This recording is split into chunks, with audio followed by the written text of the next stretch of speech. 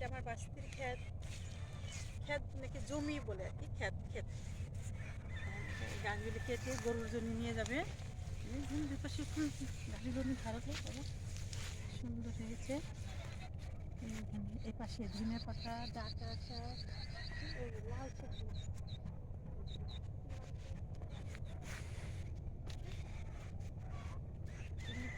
এইটা হলো ইয়ে শাক, কি শাক জিনিস এটার নাম বলতে পারি না, এটা হলো ডাটা শাক।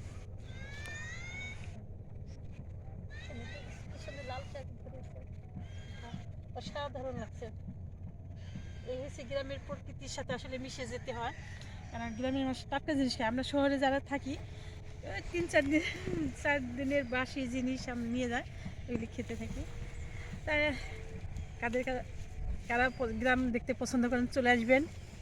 গ্রামের ঐতিহ্যগুলো আসলে ভালো লাগে, আমার অনেক ভালো লাগে। দেন এতে এইগুলো আবার সাদা, কি ডাটা, ডাটাগুলো অনেক সুন্দর। দেশে হয়েছে এটা পালং শাক, পালং গাছের শাক মনে পড়লো এখন। আসলে সব মিলে মানে ভালো লাগে আমার গ্রাম। তাই ভালো থাকবেন, আল্লাহ হাফিজ।